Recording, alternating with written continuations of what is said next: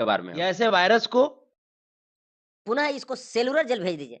हाँ तो भैया लोग बढ़िया से पहचानते होंगे, इसी का नाम है संतोष झरेलू। तो सीधा बात इसका नाम आपको बता दे, संतोष रेणु है और हम लोग प्यार से कहते हैं संतोष झरेलू। और ये संतोष झरेलू का नाम क्या है, ये जो पहिलका वीडियो देखे है ना, जब मनीष कश्यप जेल में चला गया और ये सरकार से गुहार लगा रहा है कि मनीष कश्यप को पुनः सेलुलर जेल भेज दीजिए, तो भैया ये बात आप लोगों को कहाँ तक सही लग रहा है। और हम इसको संतोष झरेलू को बताना चाहते हैं कि मनीष कश्यप तुम्हारा जीजा जी आए हैं तो स्वागत नहीं करोगे रे।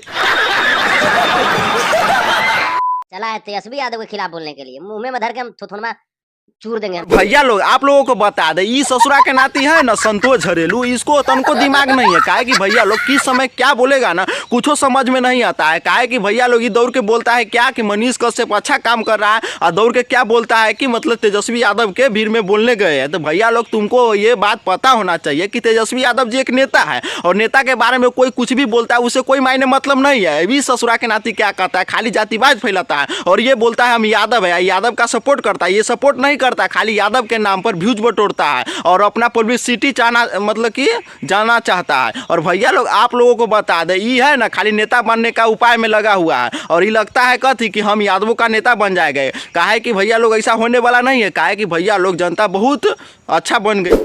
तो चारा चोर तो चड्डी चोर ना है। जब मनीष कश्यप ने बोला कि लालू प्रसाद यादव चारा चोर है तो संतोष झरेलू बोल रहा है कि मनीष कश्यप चड्डी चोर है। तो हमको तो लगता है इसके बहिनिया का चड्डी चोरा के ले गया है संतोष झरेलू। इसके कारण ही है ना बकचोदी पर बकचोदी किए जा रहा है भैया लोग। विधायक सांसद बनने की बात है, हम लोग तुमको बनाएंगे, हम तुमको बनाएंगे। देखिए देखिए भैया इसका बात कैसे पलट गया। अब क्या बोल रहा है कि मनीष कश्यप है ना जेल से आ गया है, तो इसको पता है कि मनीष कश्यप जेल से आ गया और हमारा टेलैया करेगा, तो इसके कारण ये क्या बोल रहा है कि मनीष कश्यप को विधायक सांसद बनना है तो संतोष झरेलू बनाएंगे। हम संतोष झरेलू के कहना चाहेंगे पहले तुम सांसद विधायक बन जाओ, तब इसके बाद किसी को बनाना। और मनीष कश्यप के इतना पब्लिक का प्यार है ना उतना कभी नहीं तुम्हारा होने वाला है। काहे कि तुम एक जातीयता फैलाने वाला व्यक्ति हो। मैं मनीष से यही कहना चाहूंगा कि जिस प्रकार से तुम अब लड़ रहे हो ऐसे ही लड़ो।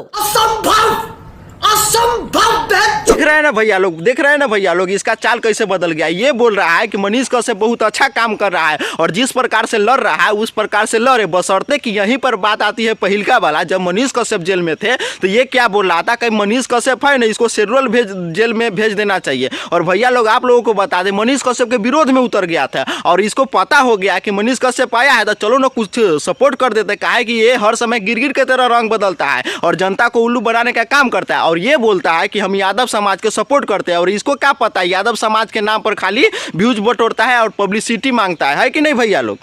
समझ रहे हो, समझ रहे हो, समझ रहे हो ना। यहाँ से जंतर मंतर जाओ, पार्लियामेंट जाओ, भाजपा से सवाल पूछो।